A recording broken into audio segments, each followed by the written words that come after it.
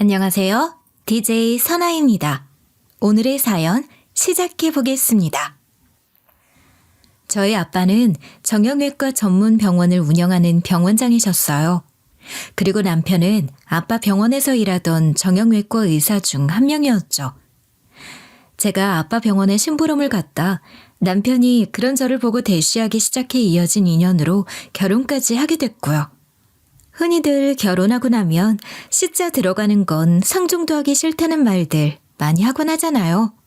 그런데 저는 그런 경험을 단 한 번도 해본 적 없는 사람이었어요. 처음 시가에 인사를 갔을 때부터 시가에선 저를 너무 반기고 저에게 너무 잘해줬거든요.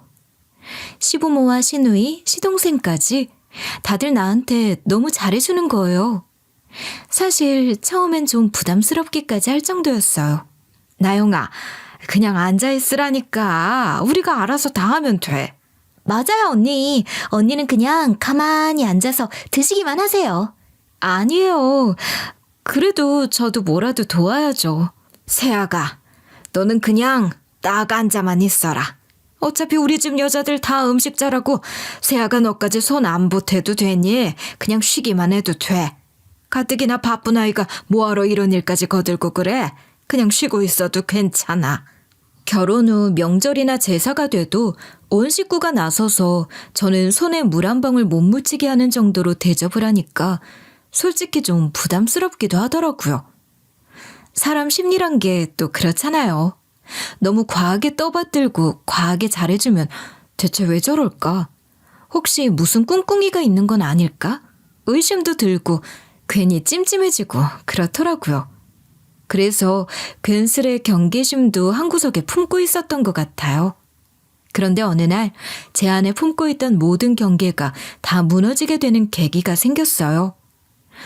만성 비염 간염을 갖고 있던 제가 간경화 판정을 받으면서였죠. 지금 상황에선 간이식만이 최고의 방법이라고 밖에는 말씀드릴 수가 없네요. 간경화라는 게 사실상 이식 없는 완치는 불가능합니다. 이식을 원치 않으시면 치료로 갈 수밖에 없는데 이럴 경우엔 그냥 더 이상 손상되는 걸 막으면서 합병증이 안 생기도록 하는 정도로 밖에는 치료가 불가능해요. 확실한 완치를 위해서는 간이식을 받으시는 걸 권장드립니다. 그런데 사실 간이식이라는 게 말이 쉽지. 간을 이식해준 공여자에게도 무리가 크고 또 살면서 어떤 부작용이 생길지도 알 수 없는 일이잖아요. 아무리 가까운 가족이라고 해도 이런 부분을 부탁한다는 게 쉽지 않은 일이고요. 제가 당장 간암으로 죽게 생겼다고 하면 모를까. 그냥 치료하면서 연명이 가능하다면 굳이 가까운 사람들에게 그런 부담을 주고 싶지 않은 마음이 들었어요. 그런데 그걸 시모가 본인이 해주겠다고 선뜻 나선 거였죠. 우리 경호도 사돈이랑 너희 친언니도 안 된다고 하지 않았니? 그럼 내가 해주마. 어머니! 그래도 그런 결정을 쉽게 할 수 있는 게 아니죠. 어머님 건강도 생각하셔야 돼요. 아니다. 내가 너 위해서 그깟 간 하나 못 대주겠니? 사실 전 친정 가족이라곤 아빠와 언니 둘뿐인데 두 사람 다 혈액형도 맞지 않는데 아빠는 고령으로 언니는 저와 같은 비형 간염 보균자라는 이유로 적합하지 않다는 판정을 받은 상태였거든요. 혈액형이 달라도 다른 조건이 맞으면 간이식이 가능하기도 한데 저희 집은 안타깝게도 이런 케이스는 아니었던 거죠. 그런데 시모가 선뜻 해주겠다고 나선 거예요. 오히려 제가 망설이자 시모는 당연한 걸 해주는 거라는 듯 너무나 가볍게 제게 간을 이식해주게 됐고 그렇게 전 시모의 간을 받게 됐죠. 그거 절대 쉽지 않은 일이고 정말 감사한 거잖아요. 그전까지는 결혼한 지 몇 년 안 되었다 보니 사실 좀 대면대면한 부분도 있었고 또 부담스러운 부분도 있었는데 그 일이 있은 이후 저는 시가에 정말 잘했어요. 너무 감사한 마음에 표현도 많이 했고요. 야 신나영, 너 진짜 시집 한번 잘 갔다. 요즘 세상에 그런 시부모가 어딨니 그래? 나 좀 봐봐. 우리 시모가 나 질투하고 경계하고 아들 맘짓 제대로 해서 갈라선 거. 이런 거 보면 진짜 시부모 잘 만나는 것도 큰 복이라니까. 내가 너 같은 시가만 만났어도 이혼 안 하고 잘 사는 건데. 주변에서도 요즘 그런 시부모가 어딨냐며 제게 시집 잘 갔다고들 입을 모아 말을 해댔고, 다행히 저도 시모도 이식수술 후 예후가 좋아 점점 건강을 회복해가고 있었어요. 병원에서도 상태가 아주 좋다고 했고요. 그런데 왜 꼭 하나가 해결되면 하나가 터지는 건지. 이제 한숨 돌렸다고 생각하던 그 무렵 생각지도 못했던 폭탄이 터지고 만 거예요. 제가 건강을 되찾고 나니 아빠가 아프기 시작하셨던 거죠. 백혈병이라고? 아니, 아빠. 대체 왜, 어떻게... 아니, 그 판정은 언제 받으신 거예요? 네? 아빠, 그래서 병원도 쉬고 계셨던 거죠, 그쵸? 근데 왜 저한테 진작 말씀을 안 하셨어요? 전 그런 줄도 모르고 그냥 좀 피곤해서 그런다고, 아빠도 좀 쉬면 안 되냐고 그렇게 너스레를 떠시는 걸 보고 전 정말 그런 줄로만 알았잖아요. 알고 보니 아빠는 제가 간경화로 고생하던 당시 이미 백혈병 판정을 받으신 뒤였더라고요. 너 아파 수술하는 거 하나만으로도 스트레스 받고 힘들 텐데 거기다 대고 나 아프단 얘기까지 어떻게 하겠니? 간에 스트레스가 얼마나 쥐약인데. 그렇다고 그걸 숨기셨어요? 아빠 많이 아프신 거죠, 그쵸? 알고 보니 아빠는 저한테 어떻게든 간 이식을 해주시려고 병원에서 검사를 이것저것 많이 하셨고, 그 과정에서 백혈병 판정을 받으신 거더라고요. 결국 아빠는 힘겨운 투병에 들어가셨고, 저는 하루하루 피가 마르기 시작했습니다. 병원 무균실에 누워있는 아빠를 보는데 너무 작고 볼륨 없어진 아빠가 너무 안쓰럽고 죄송스럽더라고요. 너 밥 잘 챙겨 먹고 있는 거지? 너희 둘 다 그렇게 간염 보균자라 아빠가 미안하다. 그렇게 태어나지만 않았어도 이렇게 힘든 수술 하지도 않았을 텐데. 밥 잘 챙겨 먹고 운동도 하고 무엇보다 스트레스 많이 받으면 안 된다고 하더라. 이식을 받았다고 끝이 아니래요. 항상 잊지 말고 명심해. 알았지, 우리 딸? 아빤 지금 여기 누워서도 내 걱정이 돼? 난 아빠 걱정에 하루하루가 피가 말라. 아빠는 괜찮어. 뭐가 걱정이야? 너희 아빠 항상 강철 슈퍼맨이었던 건 몰라? 내가 너희한테 괜히 짐이 될까 그게 걱정이지 뭐. 그런 말씀 마셔. 아빠는 그냥 아빠 몸만 생각해. 우리 걱정도 말고 병원 걱정도 말고. 병원이야 임서방이 맡아서 잘하고 있으니까 안심하시고. 그래. 우리 사위가 있어 얼마나 든든한지 모른다. 임서방이 내 밑에서 일해온 세월도 있고 하니 어련히 병원 일 잘 알아서 할까. 아빠는 걱정 안 해. 임서방 늘 고마워. 우리 나영이 옆에서 이렇게 든든하게 지켜주는 것도 고맙고 우리 병원 맡아서 운영해주는 것도 고맙고. 아닙니다, 아버님. 당연한 일인데요. 저희 직원들은 전부 다 한마음 한뜻으로 아버님께서 얼른 빨리 건강하게 일어나서 돌아오시는 날만 기다리고 있어요. 그동안만 제가 잠시 맡아 일한다고 생각하고 있으니까 얼른 기운 차리고 돌아오세요, 꼭. 그럴 수가 있을지 모르겠구먼. 아빠, 그렇게 말하지 마, 정말. 아빠는 우리 어릴 때부터 항상 강철맨 슈퍼맨이었잖아. 그러니까 꼭 힘내서 건강한 아빠로 돌아와. 이후 아빠에겐 큰 차도도 없었지만 또 크게 악화가 되지도 않았고 그렇게 지지부진한 날들이 이어졌습니다. 저는 그 날들을 병간호와 기도로 지새웠던 것 같아요. 그런데 어느 날부턴가 아빠의 병세가 급격하게 악화되기 시작했고 병원에선 저희에게 마음의 준비를 하라고 하더군요. 마음이 무너지는 것만 같았지만 오히려 그런 언니와 저를 다독여준 건 아빠였어요. 아빠는 저희 자매를 불러 앞으로의 일들을 얘기해 주셨죠.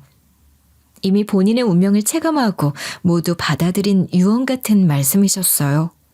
우리 나영이는 항상 몸조심, 건강관리 잘하고 아빠가 한 말 명심하고 그리고 우리 유경이가 시집 가는 것도 못 보고 이렇게 가게 되니 그게 아쉽고 슬프네. 우리 유경이 결혼식장 들어갈 때 아빠가 옆에서 잡고 같이 걸어줘야 하는데 우리 유경이, 나영이 이제 너희 둘뿐이야. 알지? 아빠 없어도 둘이 서로 의지하면서 잘 살아야 된다. 그 말씀을 남기고 아빠는 돌아가셨고, 그렇게 아빠가 돌아가신 이후 아버지 유언에 따라 남편이 아빠 뒤를 이어 병원을 돌보게 됐어요. 그렇게 모든 일은 하나씩 차례차례 정리가 되어가는 듯 했습니다. 그런데 얼마 지나지 않아 저는 배신감에 몸서리치는 일을 겪게 됐습니다. 아빠 돌아가시고 49제를 끝낸 날 갑작스럽게 이혼 통보를 받게 된 거였죠. 심지어는 남편도 아닌 시모로부터요. 시모는 49제를 막 끝내고 감정을 겨우 추스르는 저에게 와서는 이혼 서류를 툭 던지는 거예요. 이제 일도 다 끝났겠다. 이 결혼도 슬슬 마무리해야 하지 않겠니? 질질 끌어봐야 더 득될 것도 없고 49제도 끝났으니까 결혼도 여기서 끝내는 편이 좋을 것 같은데 안 그러니? 이러려고 기다리고 계셨나 봐요? 49제 끝나자마자 이렇게 기다렸다는 듯이 이 서류부터 던지시는 거 보면. 당신 대체 언제부터 이럴 생각이었어? 처음부터 이럴 계획으로 나한테 접근했니? 제가 남편 놈에게 그렇게 묻자 부정도 안 하더군요. 아버님이 언제 돌아가실 줄 알고 내가 그런 걸 다 계획했겠어? 내가 뭐 신이야? 뭐 언젠가 물려받을 줄은 알았지. 근데 일이 이렇게 간단하고 빠르고 쉽게 진행될 줄은 나도 몰랐네. 사람 마음이란 게 그렇더라. 멀리 있는 건 줄 알 때는 그냥 그러려니 했어. 언젠가 이 병원도 나한테 물려주시겠지. 어차피 사위 아님 누구한테 주시겠나. 그럴 땐 그냥 느긋했지. 근데 쉽게 손에 잡히겠다 싶으니까 사람 욕심이란 게 그냥 가만히 기다려지지 않더라. 그리고 이제 진짜 내게 됐는데 내가 굳이 너랑 더 살 이유가 있나 싶은 거야. 솔직히 그렇잖아. 장인어른, 아니 원장님이 살아계실 때야 네가 좋든 싫든 꽉 붙잡고 살아야 이게 언젠가 내게 되겠지 싶겠지만 지금은 내가 너랑 굳이 더 살 이유가 없는 거잖아. 안 그래? 내 말이 잔인하게 들려도 어쩔 수 없어. 그리고 뭐 병원 말고도 남기고 간 재산은 좀 더 있잖아. 그거 나눠달라고 안 할게. 그러니까 여기서 그냥 깔끔하게 끝내자. 굳이 피차 지저분하고 너저분하게 상황 질질 끌지 말고. 기가 막혀 말도 안 나오더군요. 그런데 그 말에 이어받아 시모까지 보태더군요. 그러니까 한마디로 말해서 네 효용 가치는 끝났다 이 소리야. 알아듣지? 그동안 식구들이 줄줄이 다 너를 무슨 공주나 왕비대하듯 설설 기었을 때는 다 그만한 이유가 있으니 그랬던 거고 상황이 이렇게 된 마당에 계속 네가 그런 대접 받을 거라고는 너도 생각 안 했을 거 아니니. 안 그래? 만약 그런 기대가 있었다면 지나치게 순진한 거고. 더 이상 말 길게 하고 싶지 않으니 도장이나 찍어라. 시모의 말에 제가 곧바로 응했죠. 그러자 뭐 이까짓 거. 저도 원하던 일이었거든요. 전 순순히 이혼 도장을 찍고는 서류를 내밀었고 그러자 남편도 시모도 당황하더군요. 왜들 놀라고 그러세요? 뭐 내가 사정사정을 할 줄 알았나? 이혼만은 안 돼 여보. 어머니. 그럴 줄들 아셨어요? 너 뭐 믿는 구석이라도 있는 거야? 경우야, 쟤한테 네가 미리 언질했었니? 아니 엄마 전혀. 야, 너 왜 그래? 왜 순순히. 왜? 당신들이 원한 게 이혼이잖아. 그 이혼 뜻대로 해주겠다는데 뭐가 문제야? 사실 제가 순순히 이혼을 하자고 한 건 이유가 있었어요. 이 일은 아빠가 돌아가시기 2달 전쯤으로 거슬러 올라갔죠. 어느 날 제가 아빠 짐을 챙기러 정형외과 병원에 잠시 들렀던 날, 저를 모르는 의사들이 남편에 대해 이야기하는 걸 듣게 됐어요. 오래 근무한 의사들이야 절 아는 사람들도 있었지만 오며 가며 잠깐 마주친 사람들이나 새로 들어온 의사들은 절 몰랐거든요. 아빠 심부름할 때나 병원에 들르곤 했으니까 당연한 거였죠.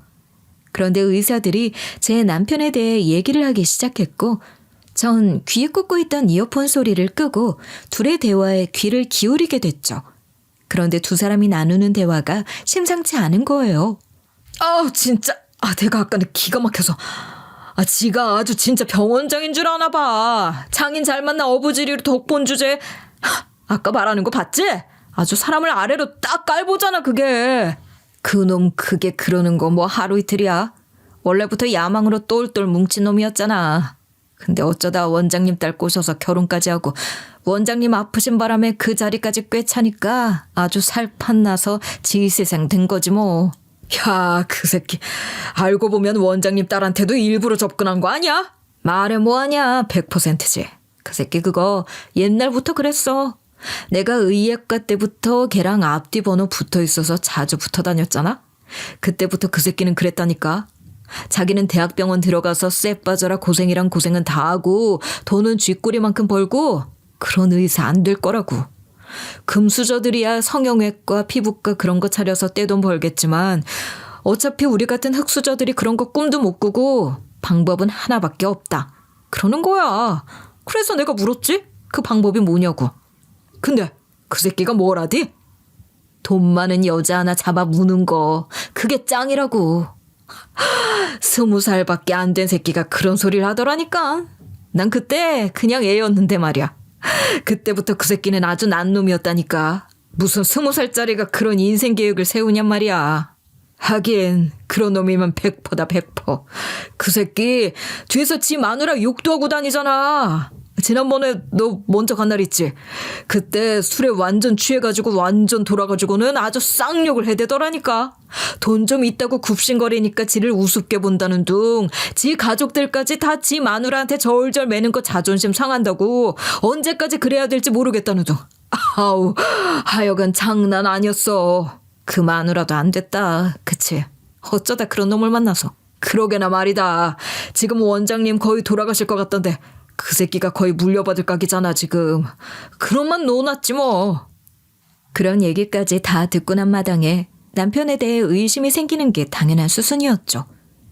혹시 같은 동기들이고 또래라 괜한 질투에 일부러 나쁜 말만 했나 그런 생각이 들기도 했지만 그럼에도 한번 주의 깊게 알아봐야겠다는 생각이 들더라고요. 그 뒤로 전 조사를 하기 시작했어요. 남편 놈을 과연 믿어도 될지, 아빠가 돌아가신 후에 과연 병원을 믿고 맡겨도 될지에 대해서 조사가 필요하겠다는 생각이 들었죠. 흥신소에도 의뢰를 하고 또 개인적으로도 남편 놈의 실체에 대해 하나둘 알아보기 시작했습니다. 이놈의 실체에 대해 다 알려면 과연 어디를 파봐야 가장 효과가 좋을까 고민하다가 남편 놈의 가장 친한 친구 쪽을 공략해보기로 했죠. 남편 놈 사정을 속속들이 아는 친구라 흥신소에서 알기 어려운 건 그쪽을 파보면 나올 것 같더라고요. 호준 씨, 내 남편 때문에 투자 잘못해서 진 빚이 얼마랬죠? 1억 2천이요. 1억 2천. 내가 그 새끼 말을 듣는 게 아니었는데. 이래서 사람이 친구를 잘 만나야 된다는 거예요. 친구놈 하나 잘못 만났다 인생 다 조지게 생겼다니까요. 아니 재수 씨가 생각해도 그 새끼 진짜 나쁜 새끼 아닙니까? 에? 아니 내가 남편 얘기 이렇게 한다고 기분 나빠하실 게 아니고 전 지금요 가정을 잃게 생겼어요. 에? 우리 마늘이 짐 싸들고 나갔고 이혼당하기 직전입니다 저. 알죠. 그 마음 다 알죠. 사실 저도 호준 씨랑 비슷한 처지가 될 것 같아서 온 거예요. 동병상련으로. 그게 무슨 소리예요? 우리가 동병상련, 가재는 개편이란 얘기죠. 저는 남편 놈에 대해 캐묻기 시작했고 남편 때문에 손해가 막심했던 친구는 놈에 대해 술술 불기 시작하더라고요. 그렇게 아빠가 돌아가시기 얼마 전 남편 놈에 대해 알게 된 몇 가지 사실이 더 있었어요. 남편 친구에게 듣자 하니 남편 놈은 저보다 먼저 저희 아빠가 아프신 사실도 알고 있었더라고요. 그렇다니까요. 재수 씨 아버지가 백혈병 판정받고 살 수 있는 가망이 없다는 얘기 듣고 고민하는 걸 그놈이 딱 들은 거예요. 그때 머리를 굴린 게 장인이 생각보다 일찍 죽을지도 모르겠다 싶어진 거죠. 그러면서 이제 확실하게 자기가 물려받을 걸 굳히기로 시작한 거죠. 그 전까지만 해도 병원을 경호 그놈한테 물려줄지 말지 확실하지 않은 상태였다면서요. 네, 그랬죠. 그 친구의 말대로 사실 그 전까지만 해도 아빠가 병원을 누구한테 물려줘야 될지 확정을 안 내리신 상태였거든요. 저희 언니도 의사라 언니한테 물려줄까 고민도 하셨는데 저희 언니는 소아과 전문이다 보니 과가 전혀 달랐고 그런데 남편은 정형외과 의사인데다가 아빠 밑에서 일한 지도 10년이 넘은 상태잖아요. 그래서 아빠는 고민을 하셨던 거죠. 딸도 의사인데 사위한테 물려줘도 될까에 대해서. 장인이 그거 갖고 고민하는 걸 알고 빈틈을 노린 게 그거예요. 간 이식. 재수 씨는 간 이식해줘서 고맙다고 어떻게 이런 시어머니가 다 있나 그러셨죠? 그게 그런 게 아니라니까요. 그게 다 둘이 합작품이에요. 합작품. 경우 엄마가 보통 사람이 아니거든. 이 잔머리라고 하면 엄청 돌아가는 사람이라니까요. 근데 그쪽에서 딱 생각을 한 거예요. 지금쯤이 승부수를 띄울 때다. 이러다 시기 놓치고 갑자기 장인이 죽어봐라. 갑작스럽게 일 처리하면 당연히 딸한테 넘겨주지 사위한테 그걸 넘겨주겠냐. 이러다 그동안 애쓴 거 아깝게 병원도 못 물려받고 뺏기게 생겼다고. 또 혹시 알아요? 처형이 이러다 결혼이라도 해봐라. 그러면 완전히 죽 써서 개 주는 꼴 아니냐. 아무튼 이제 이렇게 되게 생겼다 싶으니까 발등에 불이 떨어진 거죠. 그러니까 발목을 확실히 묶어두기 위해서 간이식을 해주기로 한 거였다는 거군요. 그쵸. 그 집 식구들이 모여서 토론까지 했었다니까요. 처음엔 남편이 하는 게 그림이 제일 낫지 않겠냐 했는데 또 그놈이 겁이 많잖아요. 거기다 엄마가 말린 거야. 내 자식은 앞으로 살 날이 많은데 혹시나 잘못되면 어쩌냐고. 그래서 결국 엄마까지 간 거예요. 혈액형도 같고 건강도 괜찮고 또 그 아줌마가 결혼을 좀 일찍 했잖아요. 나이도 또래 아줌마들에 비해서 젊은 편이고 모든 조건이 맞아떨어졌던 거죠. 그리고 생각을 해봐요. 며느리한테 간이식까지 해준 시어머니가 세상에 몇이나 되겠어요. 그걸 보고 장인이 자기 사위한테 병원 안 물려주겠냐고. 그러고 확신을 굳힌 거지 거기서. 제가 간 이식 받고서 고맙고 죄송한 마음에 얼마나 시가에 잘했는데 그게 모두 이런 계획에서 나온 거였다니 소름이 돋더라고요. 그것뿐만이 아니에요. 내가 이런 얘기까지 재수 씨한테 다 하게 될 줄은 몰랐는데 괜찮으니까 말해보세요. 뭔데요? 경호 그놈 병원 그렇게 물려받고 나면 바로 이혼할 생각하고 있는 놈이에요. 그 집 식구들은 이미 다 알고 있고요. 재수 씨 아버님 곧 돌아가실 것 같다면서요. 이런 말 죄송하지만 그 집 사람들 다 그날만 기다리고 있어요 지금. 날 받아둔 양반이 왜 이렇게 명이 질기냐고 아주 갈듯갈듯 하면서 안 가고 명줄이 길다고 그러고 욕까지 하는 사람들이라니까요. 빨리 돌아가시라고 제사까지 지낼 판이에요 그 집 사람들. 아무튼 그렇게 해서 병원 물려받는 게 확정되고 나면 돌아가시고 나서 재산이며 뭐며 정리 좀 되길 기다렸다가 바로 이혼할 생각이라고 하더라고요. 병원까지 다 물려받은 마당에 전 병원장 그림자가 계속 병원에 들이워서 좋을 게 뭐가 있겠냐면서 그 가족들이랑 아예 연을 끊어야 완벽하게 내게 될 게 아니겠냐고. 그 계획 전에 듣고서 아무리 그래도 그렇게까지 하는 건 아니지 않냐고 제가 그랬거든요. 아무리 저도 친구지만 그런 얘기 듣고 그냥 있기 좀 뭐하잖아요. 제가 재수 씨 봐온 시간도 있는데.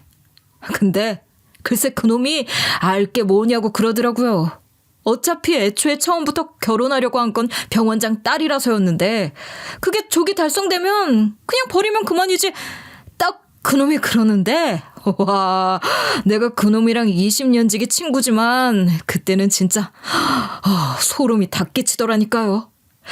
제가 도저히 이 사실을 알고 그냥 있기가 뭐해서 저도 고민 많이 했습니다. 근데 이렇게 재수 씨한테 말씀드릴 기회가 있어서 저도 양심의 가책을 좀 덜게 된 것 같네요. 제가 그 모든 사실을 알게 된 건 아빠가 돌아가시기 2달 전이었고 저는 긴 고민 끝에 언니와 상의를 했고 결국 아빠에게 그 모든 얘기를 하기로 했어요. 그리고 이 모든 사실을 알게 되신 아빠는 쭉 아빠 일을 도와주신 변호사를 불러 유언장을 수정하셨죠. 남편 놈은 구두 약속만 믿고 병원이 자기께 된다고 생각하고 있었고 명패까지 병원장으로 미리 바꾸고 설레발을 쳤지만 유언장에는 본인 사후 임시병원장을 사위로 하되 이혼 시 자격은 그 즉시 박탈되며 차기 병원장 선출에 대해서는 큰딸 신유경이 책임을 맡는다 라는 문구가 추가됐습니다. 하지만 사실 남편이 꼼꼼히 확인을 한다고 해도 바뀔 건 없었어요. 애초에 이미 저희 아빠로부터 언지를 들은 변호사는 유언장의 일부 내용만 알려줬을 거니까요. 아무것도 알 수 없도록 말이죠. 한마디로 저랑 이혼하는 즉시 놈에겐 아무런 자격도 없어지는 거였고, 그러니 전 당연히 기쁘게 이혼 서류에 서명을 했던 거죠. 그리고 이혼 도장을 찍은 며칠 뒤 유언장 얘기를 뒤늦게 한 시가에서는 난리가 났고 저한테 찾아와 난장을 피우더라고요. 이런 게 어딨어? 이건 무효로 해. 무효! 내가 어쩐지 이상하다 했다. 아니 그렇잖아. 어떻게 제가 이혼하잔 말을 그렇게 순순히 따르냐고. 내가 이상하다고 더 알아보자고 그랬잖니. 어? 여보, 이게 이렇게 바로 다 끝난 일이야? 아니지? 아니긴 뭐가 아니야. 당신이 그 다음날 곧바로 서류 갖다 냈고 이혼 접수는 됐고 유언장대로 모든 게 다 해결 잘 됐는데 뭐가 문제야? 이건 아니지. 내가 지금까지 해온 게 있는데 감히 이런 식으로 날 내쫓겠다고? 웃기고 있네. 야, 말은 똑바로 해. 누가 누굴 쫓아내려고 했는데? 너야말로 우리 아빠 병원 차지하고 앉아서는 감히 나 내쫓으려고 머리 굴린 거 아니야. 아니, 새언니, 진짜 어떻게 이럴 수가 있어요? 우리 모르게 뒤에서 유언장 조작해서 우리는 한 푼도 못 가져가게 만들어놨다면서요. 사람이 어떻게 그래요? 우리가 지금까지 새언니한테 어떻게 했는데? 그래, 말 한 번 잘했다. 니들 진짜 단체로 정말 가관이다. 나한테 공주 모시는 신하들처럼 굴 땐 언제고 이제 끈 떨어지고 나니 민낯을 드러내는구나. 뭐야, 니들? 지금 너 우리더러 니들이라 그랬냐? 이게 확 그냥.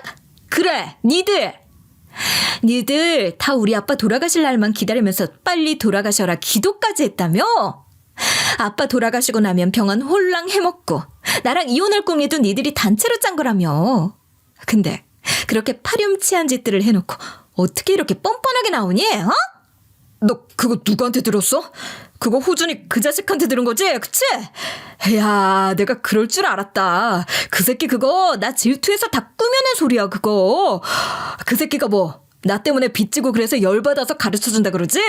그거 다 개소리라니까. 난 애초에 그 새끼더러 거기다 투자하라고 한 적도 없고 그거 지가 알아서 다 한 거야. 그러놓고 지 뜻대로 안 되니까 뒤통수를 치고 있네 이 새끼가. 여보, 그거 다 개뽕이야. 걔 말 믿을 거야? 내 말을 믿을 거야? 내가 당신 남편이야. 근데 어떻게 친구는 말만 믿고 그렇게 나에 대해서 판단을 해? 어? 내가 다 설명할게. 그러니까 일단 이혼 접수한 거 그거부터 취소하자. 우리가 같이 가서 취소하면 그거 다 없던 일 될 수 있대. 어차피 소송으로 간 것도 아니고 합의 이혼으로 가려고 했던 거니까 그거 그냥 취소하면 돼. 간단해. 일단 그것부터 취소해 놓고 나서 내가 다 설명할게. 내가 전부 다 설명할 수 있어. 이게 누굴 등신으로 하나? 야, 뭘 설명해?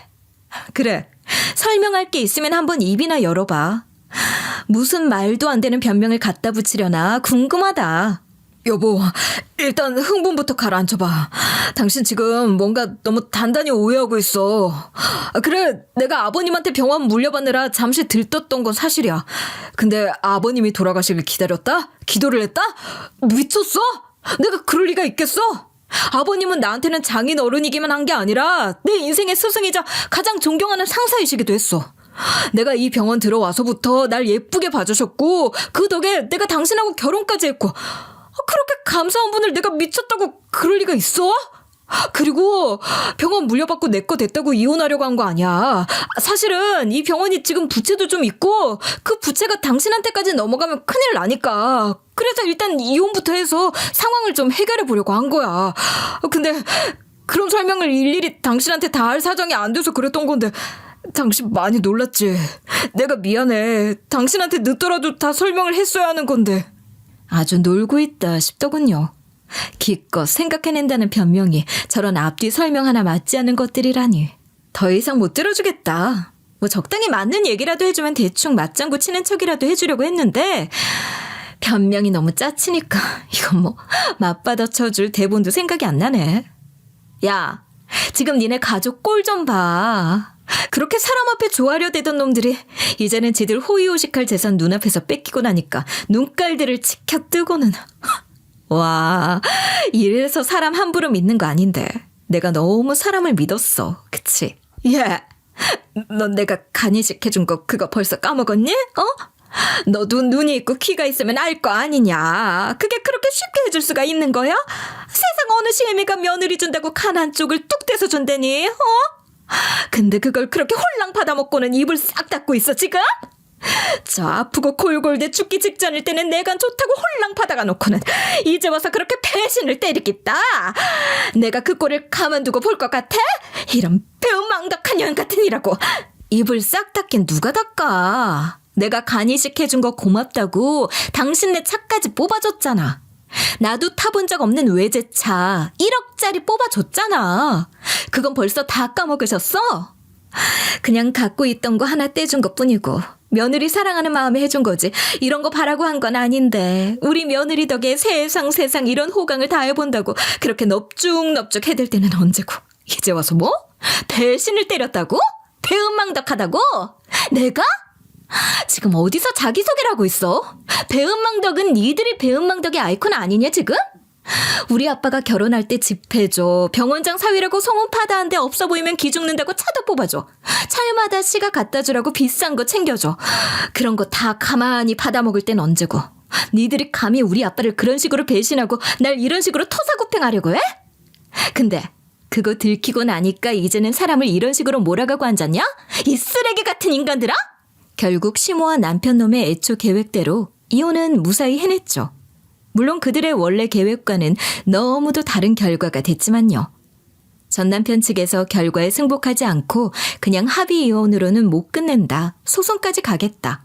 우겨대더니 정말 소송까지 걸고 들어오더라고요.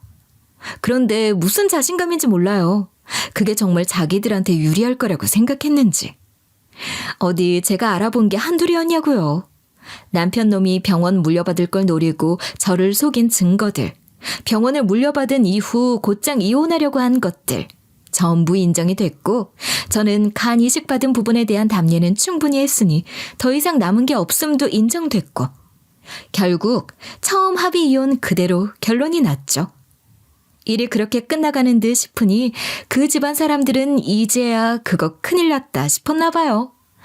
왜 아니겠어요. 가만히 입 다물고 그대로 살기만 했어도 자기네들은 병원장 아들, 오빠, 형 둔덕 톡톡히 보며 살았을 텐데 괜히 큰 욕심 부리다 눈앞에 거머쥐기 직전이던 것들까지 하루아침에 잃어버리게 생겼으니 미치고 팔짝 뛸 노릇이었겠죠. 결국 참다 못했는지 전 남편 놈이 전 시모의 전 시누이까지 이끌고 찾아왔더라고요.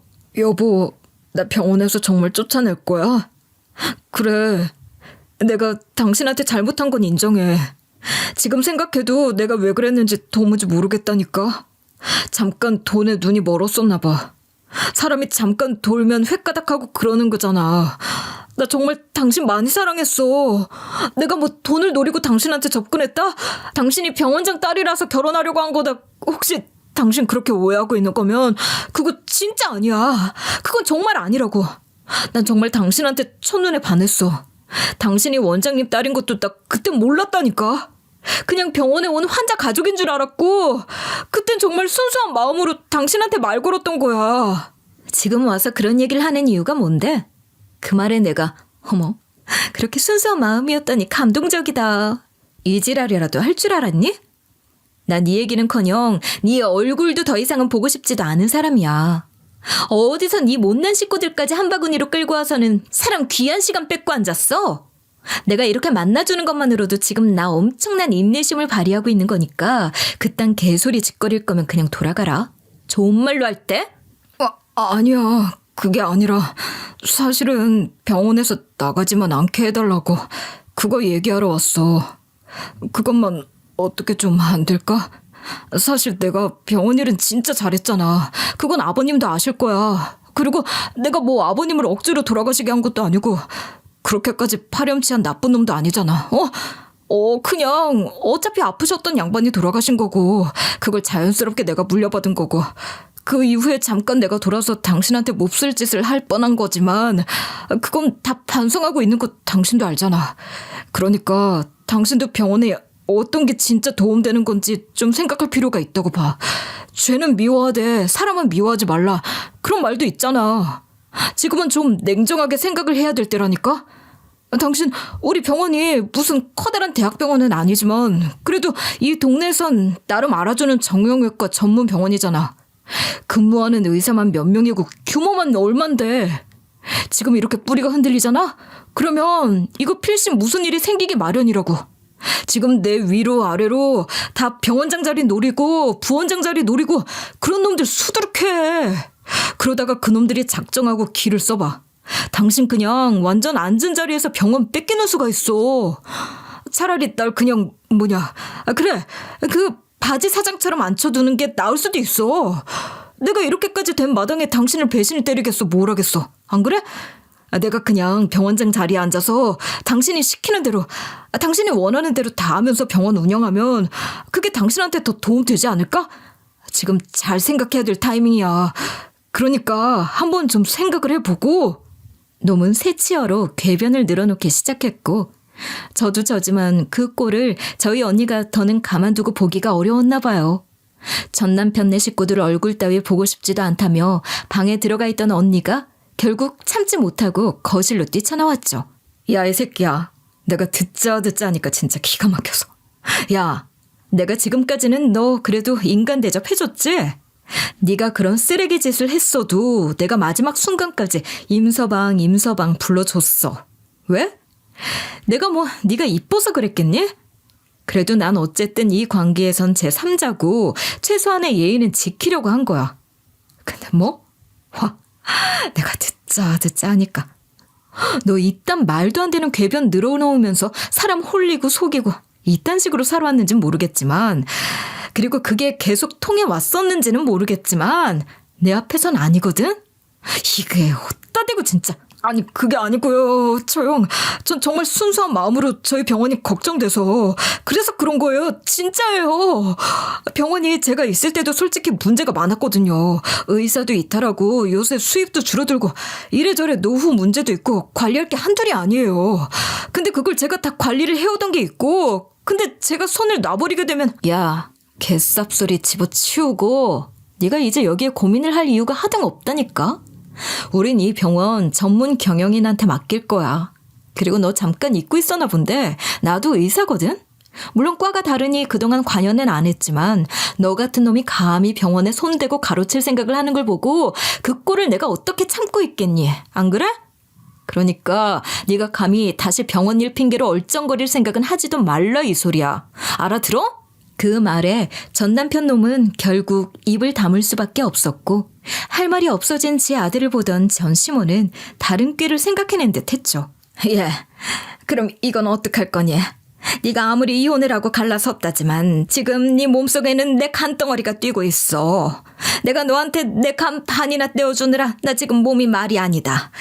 내가 60 넘어서 이렇게까지 몸이 약해지고 내 몸이 내 몸 같지 않아질 줄 알았으면 그때 너한테 그렇게 내 간 반을 떼어줬겠어?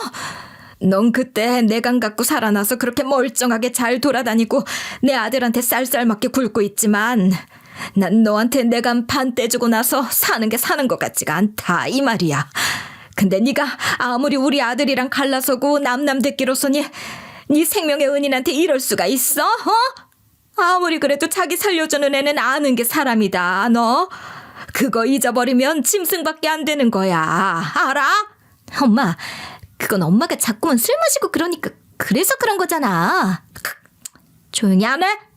내가 술 왜 마시는데? 분통이 터지니까 그런 거 아니야. 분통이 터지니까. 내 거 될 수 있었던 걸 눈앞에서 모조리 다 뺏기게 생겼는데 분통이 안 터지고 배겨? 내가 자다가도 화가 나서 펄떡펄떡 일어난다 요즘은. 내가 소주 없이는 잠을 잘 수도 없어요. 열이 뻗쳐가지고 한겨울에도 내가 문을 활짝 열고 자는 사람이야. 엄마, 너 무슨 문을 활짝 열고 잤다고.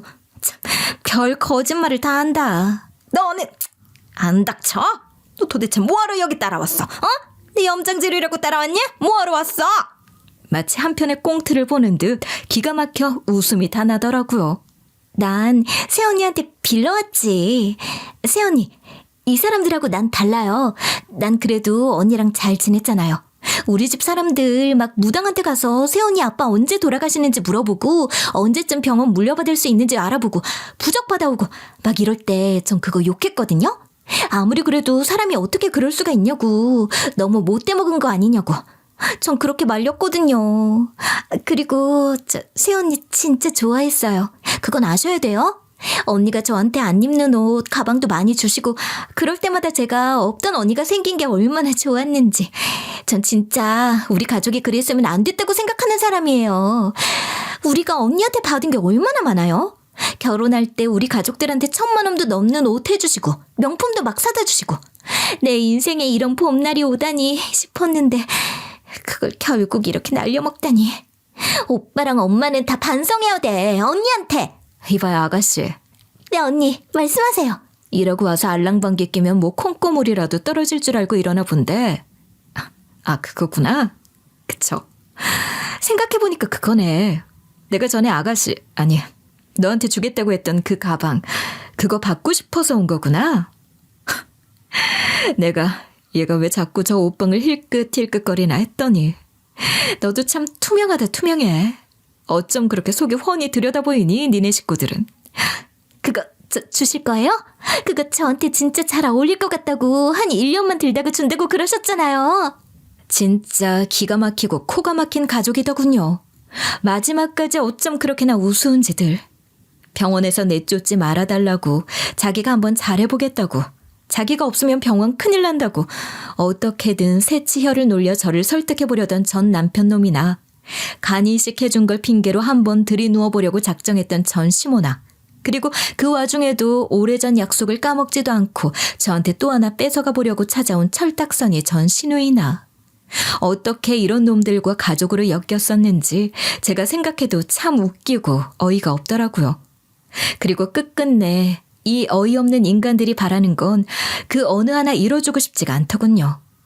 남편 놈은 병원에서 당장 정리해고를 당했고 전 시모는 지 스스로 간수를 못한 탓이니 누굴 원망하겠어요. 전 시누이는 그렇게 바라고 부러워하던 제 옷방을 구경조차 못한 채 입맛만 다시고 돌아갈 수밖에 없었죠. 그리고 그날 초라하게 돌아가던 그 셋의 모습이 아직도 눈에 선하네요. 결국 전 남편 놈은 지 장인 자리를 탐내다 이혼당했던 소문이 지역 병원에 파다하게 돌아서는 결국 다른 지역으로 옮겨갔다고 들었어요. 그 식구들 역시 잘난 며느리 만나 팔자 한번 고쳐보려던 욕심이 과해져 이도저도 다 놓쳐버린 채 완전 새되고 만 거죠, 뭐. 이래서 사람이 다 제 분수에 맞게 욕심 부리지 않고 살아야 하는 건가 봐요. 참, 아빠가 물려주고 가신 병원은 저희 언니가 맡아 잘 운영하고 있어요. 이따금 언니와 제 앞으로 소개팅이며 선조선 의뢰가 들어오지만 저도 언니도 너무 징한 제 이혼기를 겪어서인지 남자도 결혼도 쳐다도 보고 싶지 않아 모두 거절하고 있네요. 앞으로 제 인생에서 결혼은 2번 다시 없을 것 같아요.